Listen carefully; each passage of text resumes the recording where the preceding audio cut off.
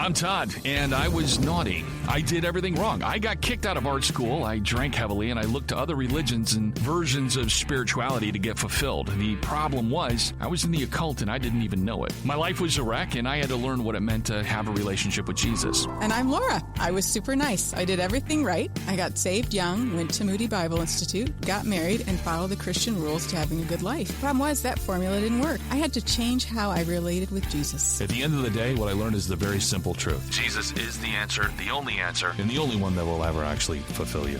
naughty versus nice. And welcome back to Naughty versus Nice. Of course, I'm Todd. And I'm Laura. Kelly. And we are going to be talking more about the Trinity. We talked last week about the nature of the Trinity, how the Trinity kind of exists, and just some of the general kind of hitting the back to front and front to back on it. And we're going to go ahead and focus a little bit more on just some of the aspects of it. So specifically the concept of the Father, the idea of that would be what most people would kind of understand from the Old Testament as being just like God, or God the Father, the one who talks, rider in the cloud, that kind of thing. Of course, obviously, like we covered last week, we do have the Father, we have the Son, and we have the Holy Spirit. But this week, we're mostly just going to spend focused on the Father and how that the Father shows up in the Trinity in a way that we can understand who he is and how he is not only separate of himself, but also, I don't know. I feel like, Laura, you're going to have to take it away on this one because I'm already having a hard time with it. You know, There was a really great quote in this book where he said, you go to, and I think he was quoting someone in church history, you go to look at one person of the Trinity, and then all of a sudden you realize you can't apart from seeing all three. And then there's other times you're contemplating all three and you see them in distinction, but you can't separate them. And so I was having that difficulty this week thinking, well, God the Father is probably the more prolific image that we get from all of Scripture. It's what everybody identifies with. And I was still going a little bit, because in my mind, we understand so much of who he is through the expression of Christ. And through their relationship and how that was revealed. And so I kept coming back to that. And I was like, well, maybe we should wait until it's the Jesus week to do that one. So yeah, it was a problem. It was definitely a problem. well, and that's just it, is that whether we realize it or not, the idea of the Father, even for most modern Christians, it really does come from these other place concepts that are just not Christian in general. I'll give you an idea. You can't help but look at the Sistine Chapel and Michelangelo's depiction of this gray-haired, gray-bearded, wise old figure reaching out in order to bestow the gift of life to man, when he touches him on the finger, and all the different funny parodies, whether it's hot dog vendors or whatever you got on the internet of those kind of things. But it's in my head, whether I realize or not, that's how I'm always kind of picturing him. I'm picturing him as this physical figure. But yet, when you really do look at the Trinity, God the Father is not physical. It really is more Jesus takes on those physical qualities, the physical characteristics. Obviously, the Spirit kind of speaks for itself. And the Father kind of becomes this nebulous, amorphous, I don't know what to do with him in my head sometimes. So, why don't we kind of jump in with maybe the first thing you want to hit, or the first aspect, character, or quality, or the first key point you want to make? Well, it kind of struck me again, this in studying this, we understand and we look at God and we say, oh, God the Father, and then we think of it as a role, but it isn't a role. It is his identity. As much as Christ is the Son, God is the Father. And so that isn't just something like, well, he acts like one. No, in essence, it is what he is. I had a quote, God's revelation as the Father does not refer to general fatherhood of all creatures. Moreover, as Toon, which is referring to a theologian, comments, the name Father is not merely a simile, as if God were simply like a father, or even a metaphor, an unusual use of language drawing attention to aspects of God's nature in a surprising and odd term. But it is a definite personal name. Father is the proper name for God and does not merely describe what he is like.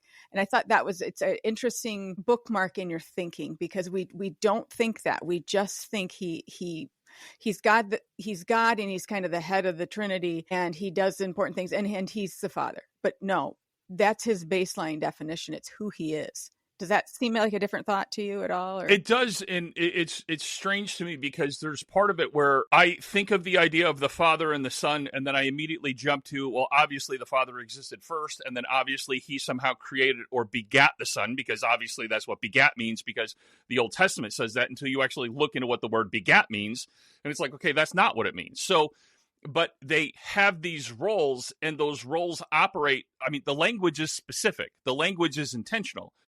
So they operate within these roles as the Father and Son and the Spirit, but they also don't, but they also do. But I don't, that's the part that gets confusing on some of this stuff, because it's easy, and I get how people get to the idea of well, Jesus is the Son. He's a created being. He's something like that. And the Father is the ultimate source, because when we think of God, we default to the concept of the Father, so to speak. But that's not quite right, because we should be defaulting to all three of them existing, to use the analogy I used last week, that chord. It's not the separate note, but it's the chord. The chord is God, or all three notes playing at the same exact time. The Father is just one of those notes that equals the chord, but he's also the chord too, kind of. I don't know. I have a hard time with it. Jesus, for whatever reason, I can kind of grab onto a little bit more. You know what I mean? Because he's walking around probably cracking some jokes, eating fish, and telling his disciples, go ahead, pull my finger. That's something I can kind of, for lack of a better way to put it, there's a tangible quality to his existence that I can relate to, associate with, or something. And for some reason, the Spirit, I don't have too much of a problem with, but it's the concept of the Father. It just gets very mixed up.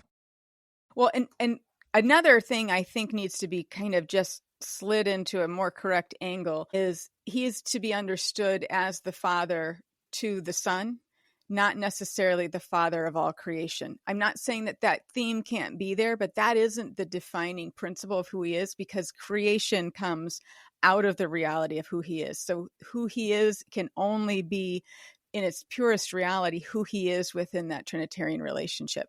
And so to understand him as Father is to understand him as Father to Christ, who obviously pre-incarnate is not Jesus the man, but the pre-incarnate Son. That is the lens in which we have to understand him through.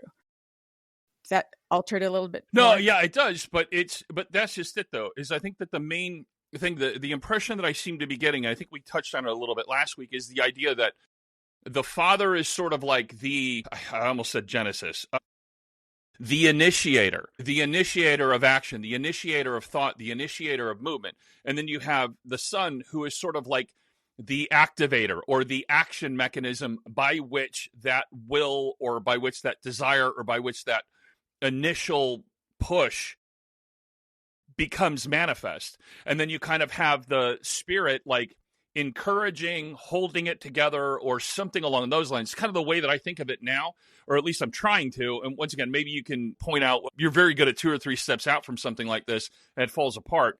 But that's kind of how I'm trying to think of it right now. So yes, I'm aware that Father and Son, and that language is intentional. There is a relationship there that is specific, but it's not human. But the language matters. And that's one of the areas, like I said, where I still get kind of stuck up, or I still hit those speed bumps, and I'm just not sure what to make of it. I did come up, and I went to make a drawing so I could hold it up and seem really impressive, because you're the creative one, you'd be impressed.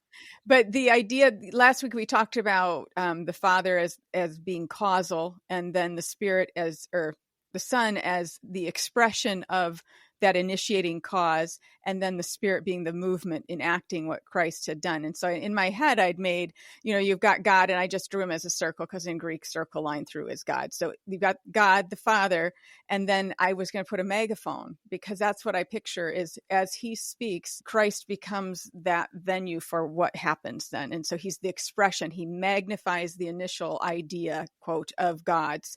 And then the Spirit was going to be a tornado. Right. So you've got the circle, a megaphone, and the tornado, and because as you look through the themes and you start putting it through that grid, they tend to operate in those roles together. And so you do have this initiating. So people are uncomfortable saying God the Father is the originator or the initiator, because it implies hierarchy. But I think that, I wrote something. Let's see what I wrote. This is just me with my notes. When people hear the Father spoken of as the origin or initiator within the Trinity, there's an understandable response of, no, he shouldn't be called this because it implies he has precedence or higher status. But if we understand him to be initiator, then it also is true that all that has come to be in Christ, in the Spirit, and in the new kingdom of the gospel, all of that has behind it this driving, never-ending, unwavering, passionate motivation of the Father. So my mind then was drawn to 1 John, behold what manner of love the Father has given unto us, that we should be called the sons of God. Because if Father is only to be understood as Father to Christ as his Son, when we are engrafted into Christ, now we experience the fatherhood of God as Christ does. It's different than just he created us and he's the father of creation, those ideas. It's much more intimate. And so if we can't separate them out, because yes, we see him in Jesus, but we see this driving passion of the purpose of God. So he is the originator, but it isn't like nobody else had any idea and they're subservient to him. It is their delight to fulfill his idea. I think that's the way I kind of see it. That makes sense to me, because one of the key points that I wanted to touch on, and something, if you go way back to some early episodes that we did, where I talked about the nature of the Luciferian doctrine and why this ties in and why this matters. I think that I wrote down here, many Christians unknowingly align with the occult interpretation or the occult idea of who God the Father is, meaning that it's this angry Old Testament, bring in the wrath, kill the women and children, salt the earth, let's get this done and burn everything kind of thing. And you can't do enough good and kill enough animals and soak yourself in enough blood in order to appease me. You know, it's this kind of concept. And a lot of times we have it because of just the way that ancient Israel is kind of showing up in the world, kicking out the Canaanites, you know, and taking over the land and taking possession of it. And by God's rightful decree, by the way. But the idea of sacrifice, the idea of cutting everything in half, the idea of being up to your elbows in animal blood in order to atone for sin. Symbolically, that makes sense until you start looking at the pragmatic way in which that gets acted out in the world. It's a horror show. You know, it's like one of those Saw movies or something like that. So a lot of times I think Christians will inadvertently kind of start adopting this occult idea, this occult mindset where this God is this wrathful, angry, dangerous creature that we have to appease. You can't sacrifice enough good stuff in order to get in his good graces. And we kind of act that way, whether we know it or not. And I find it interesting because I think there's a lack of education and understanding of the Old Testament, because over and over through the week, and I didn't know why, and maybe this is why, I kept thinking we see God the Father in the Abrahamic covenant and in the act of it. So you have Abraham being put to sleep and experiencing like this darkness, and he had separated the animals, but God himself takes on the weight of the covenant for both parties and walks between the torn animals, saying, if this covenant not be kept by both parties, then this shall be done to me. And so if you know what you're looking at, you know you're already seeing Christ, because that is the passionate beginning of a promise that says you won't be able to do it, and I will come and I will be torn asunder in order that this covenant can be kept. That isn't an angry, wrathful God, but it is a God coming through with this weird fire lantern, and there's darkness and there's animals strewn everywhere. But if you know what you're looking at, it's being spoken to a culture that would have seen that completely differently than we do. It would be reverence more than fear. Well, and that's a lot of it, and which is one of the reasons we've talked about the nature of shadows and types, and we see this foreshadowing or this, there's a term. What's that term that you use? Not shadows and types, but prefigurement? Yes, the prefigurement term. And we see that in these places where it seems the most unlikely, but that does make sense. God's the only one perfect enough in order to be able to fulfill any kind of covenant that he actually does make. Humans are always going to fall short. He shows up that way in pretty much the very first one, give or take Eden, okay? But you know, by fulfilling absolutely everything and then or setting it all in motion and then being the complete fulfillment of that through Christ in his ultimate sacrifice and resurrection that we do see, you know, into the New Testament. So there's a part of it where it's like this poetic beauty where, of course, that would be how God shows up. But we still can see this specter of, you know, frowning, you know, that kind of thing, you know, popping up in the Old Testament. You know, I have a quote, and I just want to do a quick reminder here. So with the Luciferian doctrine, and for somebody who doesn't know what I'm talking about or hasn't heard that episode, they're like, why is this guy talking about this? Luciferian doctrine is something, it's not, if you type that into Google, you're probably not going to come up with it. But for my purposes of trying to explain some of these occult concepts and what they believe or what the occult believes, and there's no one thing called the occult. It's an umbrella term in order to describe a lot of different concepts, ideas, religions, organizations, however you want to call it. But it can kind of be broken down into just the simple 5 steps. You got the first idea, which is God and Lucifer are equals. Then the next one would be that Adam and Eve were held prisoner in the Garden of Eden. And the next one would be Lucifer saw that this was unjust, so he set mankind free from a jealous and vindictive God. And then Lucifer gave mankind the gift of knowledge and enlightenment. And that's obviously through the tree. And then, of course, it's through this enlightenment that Adam and Eve would go on to conquer the natural world and to, in turn, become as God is. So these are the 5 main planks of it, or the 5 general concepts. And why I bring this up is, let's take a listen, or I'll read a quote from a very, very popular atheist. This is Richard Dawkins, and he wrote this book called The God Delusion. Many people probably are familiar with it. And the quote goes, "The God of the Old Testament is arguably the most unpleasant character in all of fiction. Jealous and proud of it. A petty, unjust, unforgiving control freak. A vindictive, bloodthirsty ethnic cleanser. A misogynistic, homophobic racist. An infinite... word I can't pronounce because I went to public school. Genocidal. More words I can't pronounce. I probably should have read this through before going and recording. Megalomaniacal, sadomasochistic, and capriciously malevolent bully." That's an atheist talking. And all of a sudden you go, that's interesting, because the atheist has the identical worldview of God that the Luciferian does. And they swear up and down, but I'm not religious. I'm not religious. I don't want to have anything. I don't believe in any God. I don't believe in anything. Wow, what a coincidence, because you can still be a Luciferian and not believe in a quote-unquote God.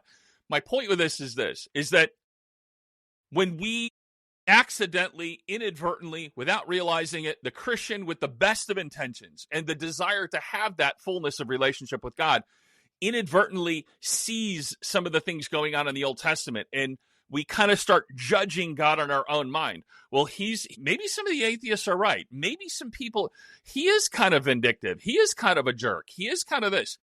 Stop yourself. You're seeing it wrong. You're all of a sudden, whether you realize or not, you are looking through an occult lens, and they've worked very, very hard in order to instill this in us through whether it's atheism and the culture of that, whether it's movies, media, entertainment, and music, so that we come up with this idea on our own as though it's our own idea, when clearly it's not. I mean, whether it's Richard Dawkins carrying it, any other atheist, or just the Luciferian doctrine or the concept of that itself, it's not originating, so to speak, from within us. It's something that we're given, and that lens starts showing up in the way that we maybe conduct a Bible study or something. It's a long-winded kind of way of saying it. This stuff matters. How we view the Father, it matters. I remember the first time when we went through the presentation, or you went through the presentation, and I sat there and I thought, I never heard any of this stuff. I don't spend any time really in the company of material or people who are trying to convince me that Satan is actually Jesus. And so it's like, what? I think I went through 4 times. I think 4. And there were still times I was like, what did he just say? But it is there. That's what is interesting that is in some of the results of people commenting on even the last episode. There was some commentary that alluded to that. And I was like, there actually are people out there who believe that stuff. So it is relevant, and it matters to have both grids, the naughty and the nice. If you can have a great deal of scriptural foundation, and you'll be able to see the problem, but you won't be able to see the mechanization of the problem. And I think that's important on both sides. So I think it is imperative to it's important to listen to you, is what I'm saying. It's one of those things. Look, I can appreciate the idea of not wanting to focus on it. What are the side effects of people like me that were involved in the occult, realize it, figured it out, don't want to have anything to do with it? We tend to see Satan in everything. We tend to want to warn everybody all the time as though that's the only thing that matters. It matters. It's not the only thing, obviously. And so, which is why we do the show and why we talk about the subjects that we do. I don't know what the proper proportion is for something, but when it comes to this and when it comes to the idea of the Father, look, let me kind of take another jump here. So just kind of you see what it is that I'm talking about. When you have this idea of what Dawkins when you look at a large body of work, the atheists or the four horsemen of the apocalypse, they were called, it's like Sam somebody, Dawkins, a few other guys, they all were British or whatever, like 10 years ago or so. And I started seeing them, they were popping up on my radar, and I was going, okay, I recognized a lot of the things that they were saying, but it wasn't in a way that I understood it. And I'll give you an example. So they were saying God was a jealous tyrant. God was evil. God was vindictive. I'm like, I know exactly what that is, and I know where that is. They were saying that they don't say we love Lucifer, but over the course of listening to their argumentation, you'd see they'd say, we need freedom, we need morality, we need truth. These are the principles of what it means to be human. These are enlightenment principles. So these were the goals and the aspirations by which to build a foundation of proper, healthy human society. It would come through scientific understanding. It would come through human reason. It wouldn't come through divine revelation. See, it would be man-centered, man concept, and expressed through the world through the achievements of man and how man understood things. And it's like, it's not as obvious, but you're seeing the fruit of the tree in that. It's through the enlightenment idea. See, the tree was the tree of the knowledge of good and evil. It wasn't just they could tell the difference now. There's a symbolic aspect to it where now Adam and Eve were getting their knowledge and information not from God. They were getting it from themselves, from the tree, from the fruit, from the snake, however you want to look at it, from enlightenment principles. And then what you end up coming to is the idea that Dawkins would suggest over and over again, if not say outright directly, that he viewed Christianity, he would always couch it in religion, but he never really went after the Muslims. You know what I mean? So it was always kind of Christianity as a form of like mental slavery, the idea that this is something to openly and proudly reject or rebel against. So what do you ultimately have? You have the Luciferian doctrine in atheism, and it shows up in the contempt for the Father, specifically the Old Testament scriptures, in the idea that God is evil and bad. We need to rebel against him, and we need to be the center of our own enlightenment and our own understanding and be the truest expression of who man is, taking that forbidden fruit, conquering nature, and becoming as God is. Most Christians miss this entirely. They just don't see it. So, like I say, the idea that atheism is not a religion is ridiculous. It is. It's Luciferianism, just with different branding.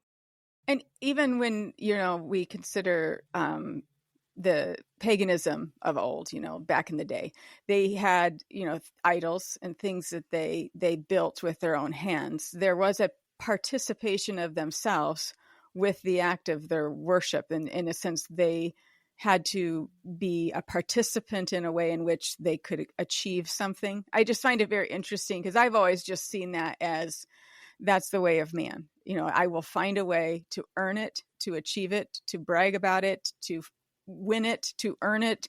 And when you strip the gospel down in front of someone and you say, you cannot do a single thing, ever, anything. And you can't, to get saved and to grow, you can't do that. And they're like, well, no, I don't like that. I think that. So it's just interesting because I'm hitting my microphone. Sorry.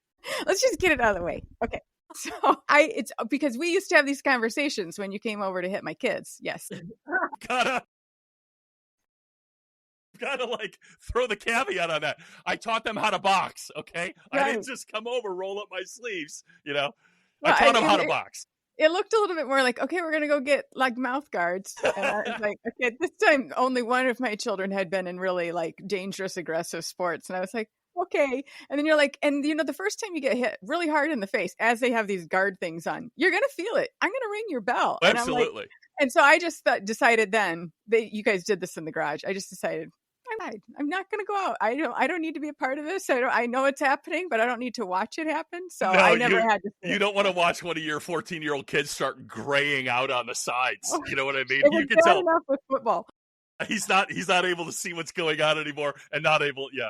But everybody needs it. I'm just saying, guys, if you have not been in a fight, you need to learn how to fight. Go get punched a bunch of times. You need to black out. You need to know what it's like when somebody hits you and you just fall asleep. A lot of people were like, well, I don't think it's good to teach, especially my youngest, how to hit and stuff. But I thought if you could see the confidence that gives them, because you take away the element of fear, they've been smashed. Yeah. So now they know what it feels like. Anyway, that's our sidebar. Just like the ancient Israelis didn't have any fear when they went to war and started doing all the stuff the evil, vindictive God wanted them to do. That's a segue. So you tried real hard there. It didn't work. My point was, we used to sit afterward. You would just say these things about the occult, and I would say these things theologically, and we would, for a long time, it was like, I don't know, talking towards the wall until it started to make sense to me that they both lined up and they verified and testified to one another. So I see it everywhere. And once you start looking for it, you do see it. Yeah. Once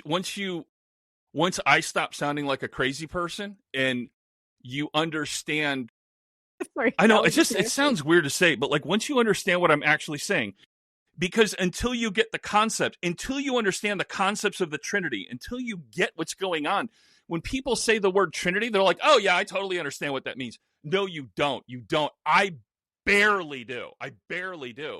And it's the same kind of thing. It's like we take for granted. We think we understand that comic that I think I mentioned that one time before, that like old comic strip. It's like to name something creates the illusion in humans that we understand it. And then it's an arrow pointing to a drawing of a peach. Just because you call it a peach does not mean you understand what a peach is. And it's the same idea. Just because you're like, yes, I know what the occult is, I promise you don't, because it shows up in the weirdest places, in the weirdest ways. And it really is everything except for Christianity. I mean, it really is. In the same idea with talking about the idea of the Trinity. I know exactly what the Father is. I don't even know what the Father is. And I'm like, I'm doing a show where I'm intentionally talking about the concept like I know what I'm talking about. So let's defer it to you.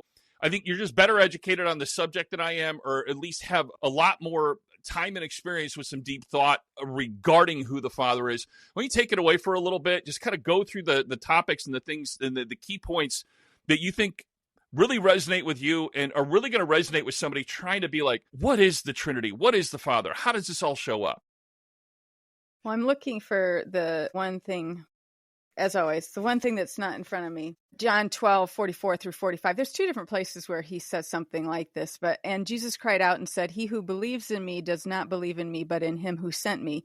He who sees me sees the one who sent me. And the other one is, often the quoted, if you've seen me, you've seen the Father. And it was within the last year, I heard it being preached on. And this was a big, eye-opener for me, that's always been said that, well, now you know what God looks like, and that he's loving and he's this and that. That's not wrong. And that's so much of what I think studying is that you find that your answer isn't really wrong. It's just very, very, very embryonic, if that's a word. And so a bigger expression of that was what I was hearing in this sermon was, when you see him, you see the culmination of the faithfulness and the promises and the endurance and all of that purpose of God. That moment that Christ is conceived and there is incarnation, there's reconciliation between deity and man. And that in itself, just that event by itself, is the pinnacle event of all of history. And we just don't get that. But to see this building force through the Old Testament of primarily what we would understand to be the Father, pushing and prophesying and promising and weaving and foretelling and prophesying and all the things he's doing, and to see it come into the moment where Christ comes and that union is created. So to see me is to see the Father, to see the conviction of the Father, to see the purpose and the drive towards redemption. He represents absolutely all of that. And then he dies and God raises him up by the Spirit. And there's that testimony of the whole Trinity of how incredibly pinnacle this event was. I don't know if that changes the passage at all for people, but there's a lot, even just if you just take time to meditate on that idea and you look to see what you see in Christ in the big picture, not just who he was and the things he said, but what he represents, you start to get a better picture of who the Father is. It's the idea that once again, kind of jumping back a little bit to what I was talking about before, we'll have this idea, Christians do in general, that Jesus is the loving one. Jesus is the merciful one. Jesus is the loving expression. And in a weird sort of way, he saves us from the Father's wrath. But that's not correct, because Jesus and the Father are one.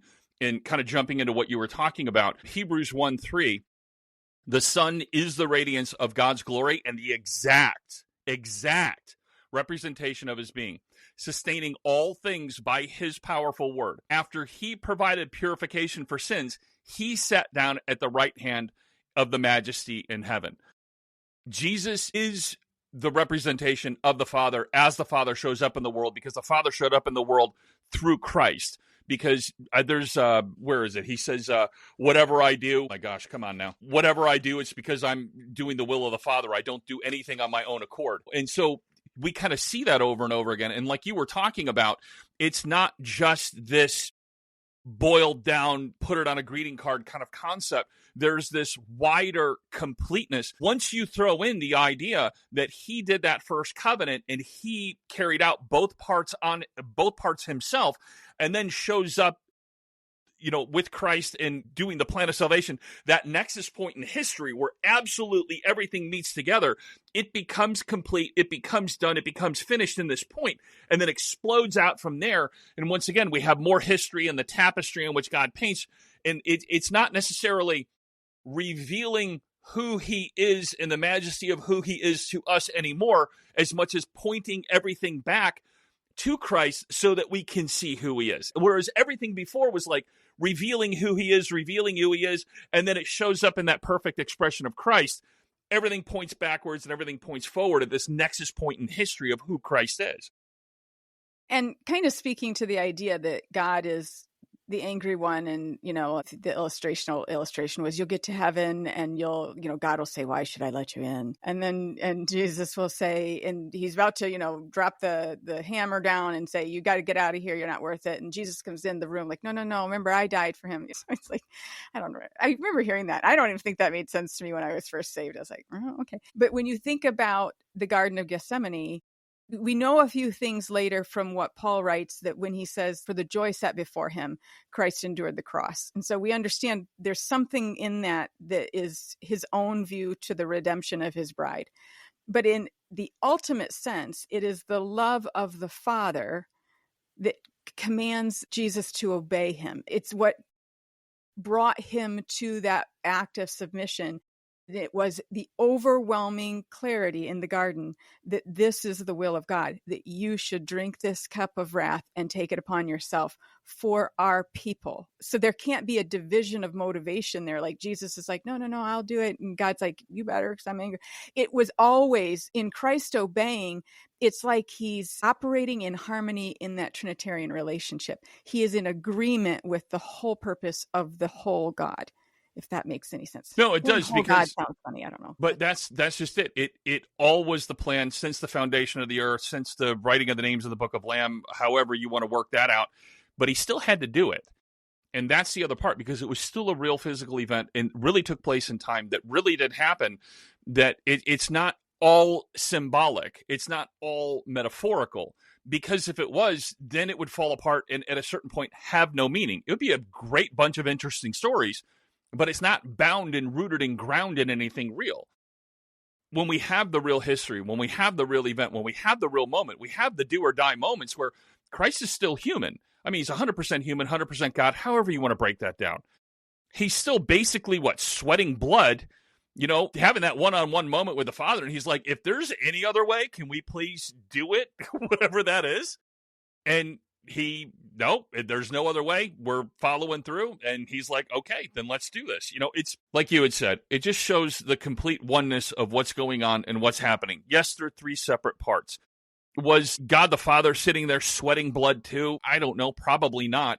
But in a weird sort of way, in perfect relationship with Christ and perfect relationship with the Spirit, they had to have been feeling something. They had to have been. So this weird kind of thing, because we've even talked about it before. When Christ is actually put up on the cross by the Father, and then Christ is the one carrying out the crucifixion of himself, and the Spirit's there encouraging him, there's a part of that that was delightful to do, not delightful in this cruel, malevolent, vindictive way that we talked about earlier, that somebody like Dawkins would bring up, but in the fact that it is the complete unity of all three together in the oneness and the truest expression of who God is as being that sacrificial lamb, the perfect oneness, in order to have his majesty and his glory revealed in this perfect plan of salvation. And you'll see the repeated theme of, and that's why it makes no sense for the Father to be painted as this wrathful, evil person, because he is the causation. It originates, the idea is there, Christ takes on the flesh and brings it to expression, and then the Spirit takes that expression and moves it. And so there's just over and over, I mean, we saw it in creation, but you see it, some at the cross, it sounds a weird way to say that the Spirit's moving, but the Spirit is, Christ is Spirit DNA. And so he being there means the Spirit is there, but they do work in tandem to accomplish this. And it is called by Paul to be a pleasing fragrance unto the Father. And so the whole thing is just so tied together. And that would be, I guess, my challenge is, as I was doing this, I'm looking at different passages that were coming up for other reasons. And you don't really see how often, especially Paul is saying through God, by Christ, by the Spirit, he keeps using these same words, but they always ascribe a different movement to each one. Once you start looking for it, I think you'll start to appreciate it more. It's what befuddles me when people say there is no Trinity. Okay, tell that to Paul. You have to get rid of almost the whole New Testament, because that's all he's saying. He is the major author reworking the Jewish mindset of one God in order for it to be understood in this three-person aspect. He just didn't coin the term Trinity. No, and it's like I was saying to somebody else earlier this week, the word Bible's not in the Bible. I guess the Bible's invalid now. The gravity's not in the Bible. What was Jesus being held up on the cross from?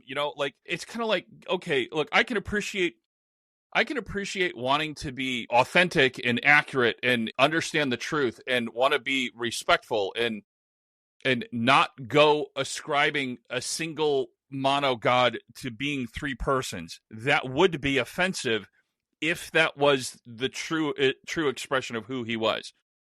But just because the word Trinity is not in the Bible doesn't mean that the Trinity is not there and that it's not relevant or it's not obvious. There are any number of different things that you can use to say that word's not in the Bible. And it's also funny to me, by the way, you'll get people that will do apologetics in a lot of cases.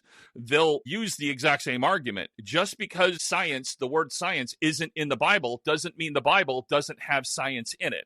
Whether it's the length, width, and height of the ark itself and how it was actually built. What was it? Length is 3 times the width or something, which is the most stable boat you can possibly build when it comes to something being in the water. Thousands of years before anybody put pen to paper and actually figured that all out, Noah was rocking it out, way ahead of time. You can say there's no science in the Bible. The word's not in there. But it's clearly shown, clearly displayed through the way, just the description of the ark itself and using the measurements that are there. Similarly, we get the same kind of concept with the Trinity itself, whether it's Paul talking about it, all of them being there at the crucifixion, all of them being there at the baptism, however you want to put it, they're all there. They're all showing up. And Paul does an excellent job of laying it all out as far as how their relationship shows up in relationship to one another. And I think you've pointed it out too before with Paul being such a devout, educated, scholarly Jew, and then to be saved and have that altering experience and then to be writing something that is so incredibly contrary to what he would have held to passionately just 3 years before, or however, I guess it's 14 years before I think he starts writing. But needless to say, it testifies to the reality of it because he is basically undoing his own thought, if that makes any sense. He's undoing who he is. Look, you ask somebody, even today, what they do, and they'll tell you they're an accountant. Their identity of who they are is kind of wrapped up in the idea of being an accountant. They'll make accountant jokes, or they're not making truck driver jokes. You know what I mean? Like, because they're not a truck driver. That's not part of their identity. It's not part of who they are and how they do things. The same kind of thing going on with Paul, and I don't know. I actually, the whole point that I had just jumped out of my head. It just left. I was going to make a good one, I swear. I was like, truck driver. Okay, I started getting wrapped up. I started thinking about episodes of BJ and the Bear when I was a kid. And then I started thinking about Clint Eastwood, and he had a chimpanzee in that one movie where he fought dudes in a train yard. And then it made me think of punching your kids. And that was just the whole thing. It's just all. Now, BJ and his best friend Bear, I have just a side story. Right? I don't know that my dad will ever listen to this, but I think my brother and we were very small, and we were playing on our tricycles in the basement, and we decided we'd play mailman, and we would take my dad's bills and rip them up, and that would be our mail. And I don't know if we were told not to or not, but we both got in trouble. And I remember that I think that was the time that you could either get a spanking or you could miss BJ and his best friend Bear and the Incredible Hulk. And I didn't want to miss them. So I took the brutal end. And then later I was like, why was I dumb? Because my brother was much smarter. He was like, yeah, I'll miss the show. It'll be on next, summer. So anyway, anytime I hear BJ and his best friend Bear, I think of that very traumatic, scarring incident in my life. Part of me that's really, really glad they have not brought that one back and done a movie on it or anything like that. Maybe I should write that one. That'll be fun, BJ the Bear, his best friend's a monkey. I don't even remember much except for that part. But anyway, you're welcome for that story. Yeah. There you Let's go. get back on track. Right. Kelly's like, why are they talking about monkeys and truck drivers? So, okay, so getting back to this idea, I have written down here, look, the Father isn't reluctantly accepting you because Jesus convinced him to. Kind of what we were talking about before. The idea of, no, he's with me. Don't kick him out. The Father himself sent the Son, Jesus, into the world to bring you back home to him. He's not a king on a throne kind of giggling with delight so that he can't wait to cast, the human into the fiery pit. He's a deeply personal God that has created everything so that you could know him, so that you could accept the invitation into his kingdom, and so that you could be with him forever. And I think one of the best examples that we can have of this, oddly enough, is the parable of the prodigal son. And in that parable, most people kind of know it. This is Luke 15:11-32. The general gist of it, you got a guy who's really, really wealthy. The father, he's the landowner. He's got two kids. One's the good kid that stays at home and works on his property and all that kind of stuff. The other one is kind of a spoiled jerk. And he's like, no, Dad, I want my inheritance now. And then he goes and the father's like, okay, you can have it. And then he runs off and he gets into the nightlife and he goes to all the clubs. He's making it rain, yo, or whatever the ancient equivalent is of that. They probably didn't have penicillin back then, if you know what I'm talking about. So anyways, he ends up poor and penniless in a pig house or a pigsty, literally. And then he ends up crawling back home, or at least his head held or hung in shame. And the father ends up seeing him, and the son's walking back, and the father jumps out in excitement, runs out to him, hugs him, kisses him. He's so happy his son has returned, and he tells his servants to go kill the best, not hog because he was in the pigsty, whatever, the best cow I got. We're having steaks, yo. Let's get some ribeyes on the grill. And so everything's medium rare. Everybody's happy. Except for the first son, who was the quote-unquote good boy, who's like, I don't get it. I stayed and did all the good stuff. I did everything right. And here you are celebrating him. He's like, no, man, you don't get it. He's home. He's where he belongs. That's the Father. That's who it is. That's how a way to think of who the Father is and the character and the personality, at least a way that I can think of it to understand it. I might not understand the relationship with the Father and the Son and the terms and how it all shows up, but I can get this. I can understand this idea of someone that's so loving, so caring, and just the ultimate expression of who he is as he shows up in the world is Christ. There isn't any length he's not going to go to in order to bring about the proper completeness and the restoration and what's the other R word? I always think it's restoration, but it's not. Redemption. Thank you. I don't know why. I got to take my ADHD brain meds better, more of them today or whatever. Yes. I just forgot the word again. Are you kidding me? Redemption. Yes, thank you. Holy smokes. Now I'm thinking we could be on that pyramid show. I know. I should exactly. I should write it down.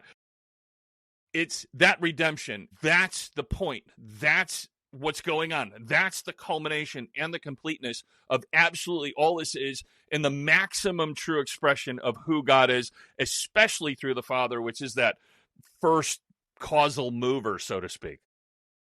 And it's not a strange concept because Tim Keller's book, Prodigal God, was so very popular. But I remember just being blown away that he looks at both of the sons, because the oldest son is my personality. It's my kind of belief where you do well and you do good, and then you are almost transactionally expecting some reward. And so that son had been faithful, had stayed, had suffered the loss of his inheritance because it was, taken early by the other one. And he's angry when the other one returns because he thinks he deserves more. And so I always tell people, if you don't think you are going to believe that about God, wait till he takes something away or doesn't give you something you probably think you deserve. And then you'll know just how much you were doing it for that reason. But interestingly enough, the father's response to that son is equally kind and hope as it is to the other. And so, because the son, he wants him to celebrate with them, and he wants them him to see it from that side. And that's not just, I think that was taught to me as like, oh, we should, rejoice when a really sinful person comes back. No, it's the law keeper, the morality loving person. That's who the older son is. And so it's just interesting because the father doesn't change in what he's demonstrating. We just see what kind of people exist, I guess. Yeah, how we show up in the world kind of shows up in one of the two personalities. To kind of hit on, I know, Kelly, I think you want to jump in real quick? Do I? Oh, I'm sorry. It looked like you had something you wanted to jump in on. Kelly and I went to this answer, which kind of sparked the whole episode that we had with...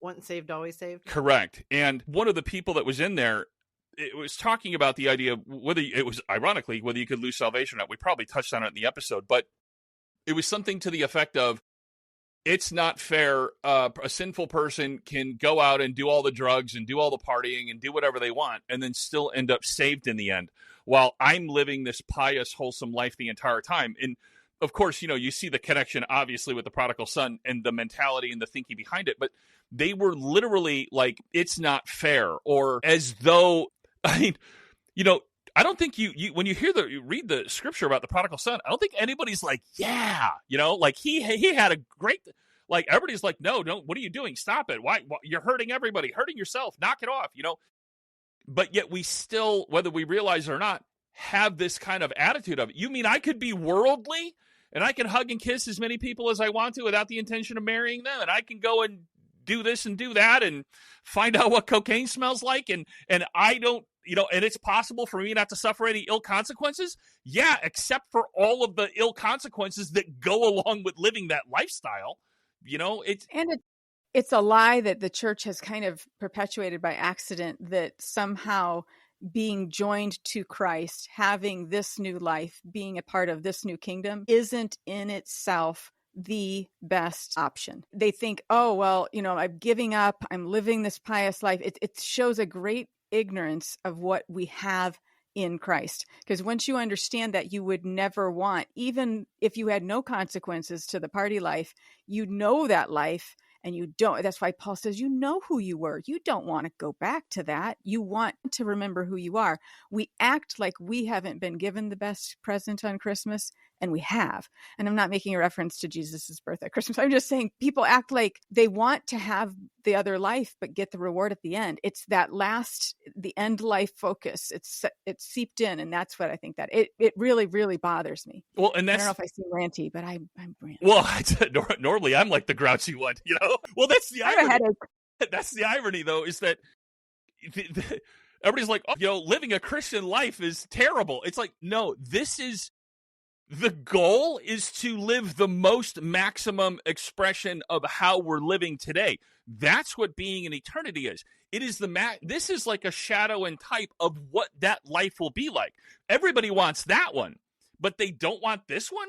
Like, that doesn't even make any sense. They're like, no. Why can't I have the drugs and prostitutes and venereal disease? That's okay. They're not jiving up. They're not like this.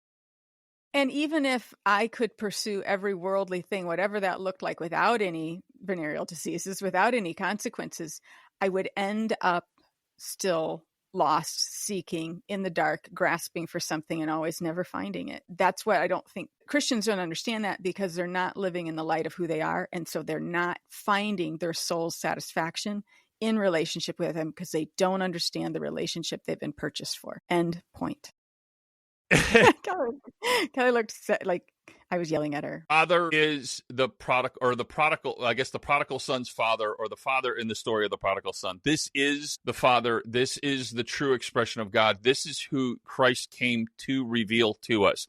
He's not the jealous super jerk of the Old Testament, and he's not this angry God that needs to be placated. He's not this occult-like figure. Whether we realize it or not, it is an occult view of who God is. It's not any of those things. This is the one who sent the Son for us to be the perfect sacrifice, to make good on that original covenant, and to be the bookends for humanity within that, our imperfectness, but bookended in his perfect completeness, if that tracks with kind of what I'm saying. I think this kind of all gets wrapped up within just the very, very simple verse that I think just about everybody knows. John 3:16. For God, and that would be obviously the Yahweh God, all three of them together, but seen as kind of the Father, so to speak, at least through this lens. So, for God, the Father, so loved the world that he gave his only begotten Son, that whoever believes in him shall not perish, but have eternal life. That's who the Father is. That's who God is.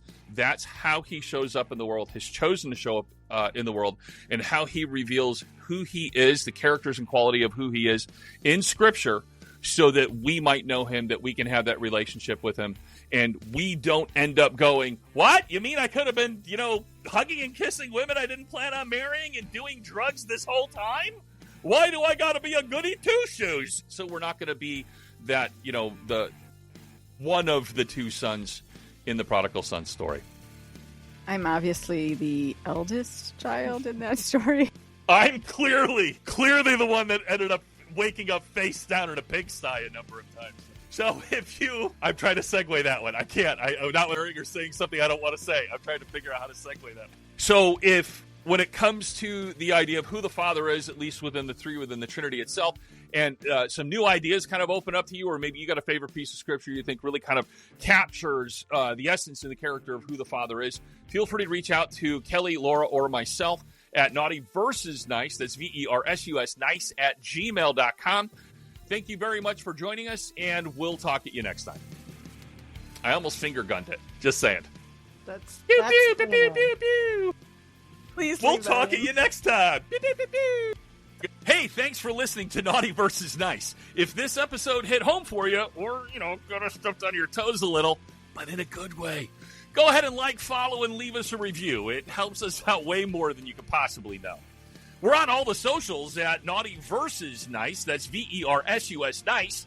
And if you believe in what it is that Laura and I are doing, you can definitely pop on over to patreon.com/Naughty Versus Nice and give us a hand there as well. Thanks for walking this road with us as we have these conversations, talk about these wider concepts, and discuss what it means to be followers of Christ. We really appreciate you joining us, and we'll talk at you next time.